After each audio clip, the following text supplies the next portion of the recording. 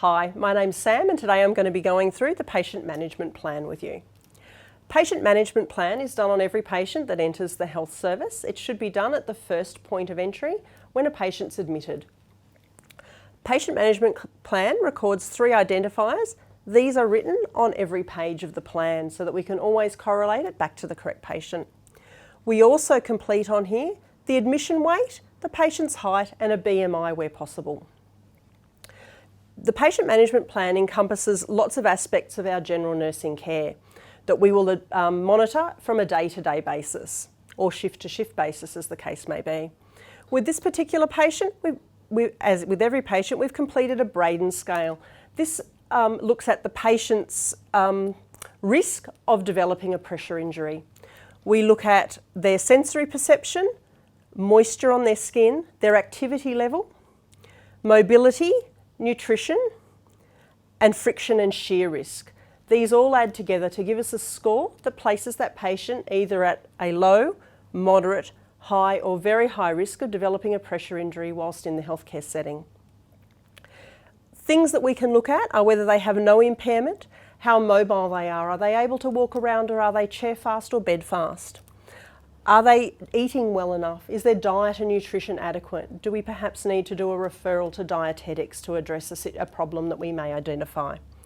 This particular patient I've identified as having a moderate risk, so that would be a Braden score of 14 based on this scale. However, with my clinical judgment, I've upgraded her to a high risk. She's an elderly lady that has a propensity to falls and is very prone to sitting still and being static rather than getting up and moving around without prompting.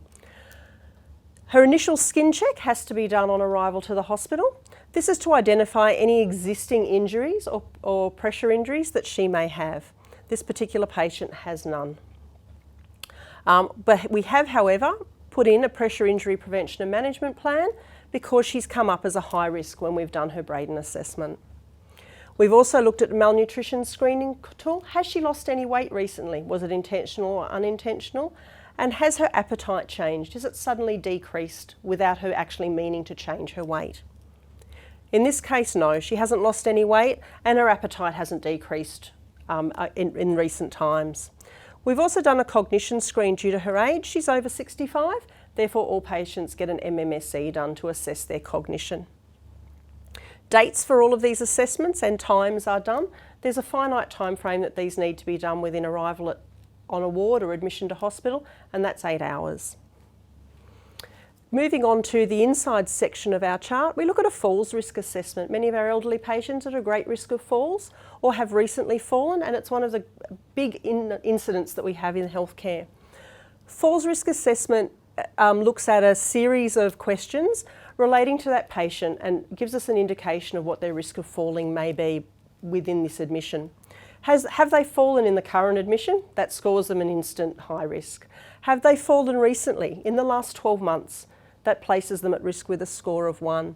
Do they need frequent toileting? Do they need assistance to go to the toilet or supervision? Do they need to be put on a toileting plan to help them monitor that? Is their vision or hearing a problem? Do they have sensory issues or are they just impulsive? Are they a little confused and they're prone to getting up without their walking aid and taking off on their own? All these contributors give them a score that assesses their falls risk. This is then documented at the top section of every day or every shift's care plan so that we know what this patient is. These can be reviewed and should be reviewed every shift if they're a high risk, and these things will change according to what is happening to that patient. So a fit, young, well person returning from surgery will automatically be a high risk on our clinical judgment. They might score 0 on our falls risk assessment tool, but because they've had a general anaesthetic, they're automatically a high risk until they've recovered from the effects of that anaesthetic and returned to their pre-morbid state. We document the date and time that we do this assessment, and that way then we can see whenever it needs to be reviewed. It can also be reviewed if any incidents occur. We have some falls risk prevention strategies that we can put in place. A sign above the bed stating that the patient is a high falls risk. We also have signs that we can put up in terms of cognition to let people coming in and dealing with that patient know that they have a cognitive impairment. So they might need a sensor mat if they're prone to getting out of bed without their walking aid and without calling for assistance from their nursing care team. They might need frequent toileting or to be put on a toileting regime so that we can minimise the risks of them doing tasks independently and therefore increasing their risk of falls. Down the bottom here we have smoking and alcohol status. This might indicate if we need to put in preventative measures for those patients who may not be able to continue their smoking habits if they're a current smoker. It might also mean we need to put them on an alcohol withdrawal scale if they are an excessive drinker and have stopped on coming into hospital. These things can all increase their risk of falling. On a day-to-day basis and a shift-to-shift basis, we look at the care plan over here. This is completed every shift and on admission to the ward. So, precautions that we might look at are standard, contact or droplet precautions, and this would determine what PPE or personal protective equipment that you may use when dealing with that patient.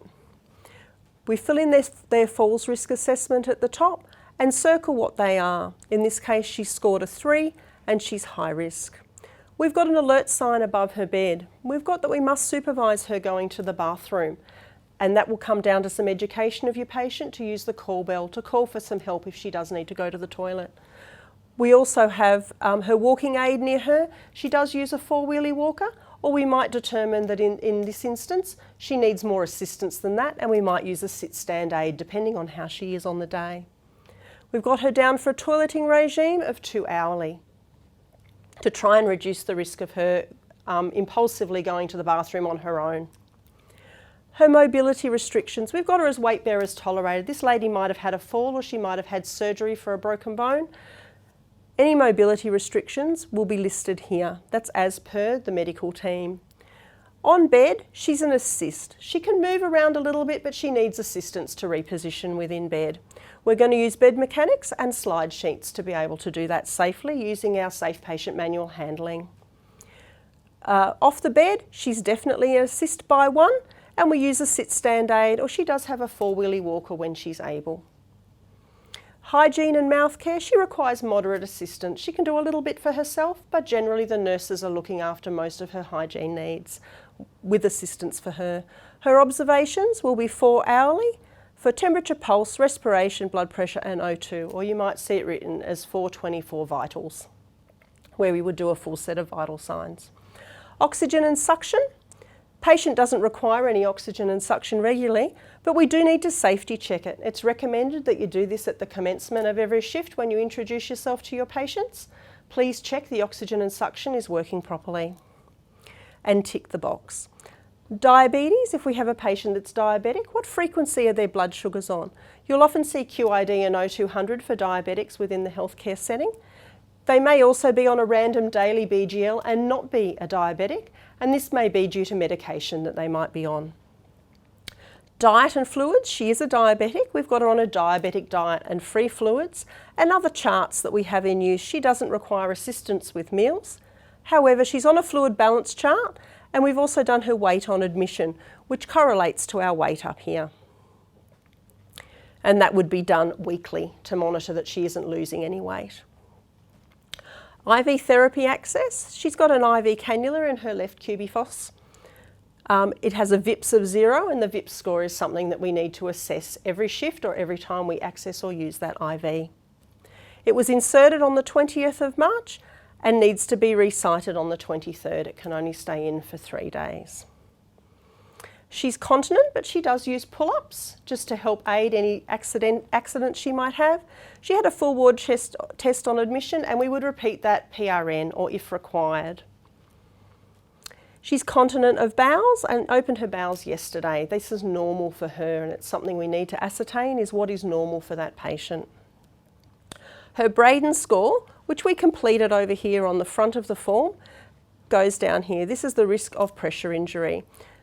She's a high risk. We've got here to prompt and assist her to turn every 2 hours when she's resting in bed and reposition frequently to reduce her risk. We've popped an air mattress on her bed because she is a high risk. We've checked her skin and she doesn't have any pressure injuries at this time. She doesn't have any wound charts. She does have pressure stockings in situ or TEDs to help reduce her risk of developing DVT. And we always sign and use our designation on the bottom of the chart.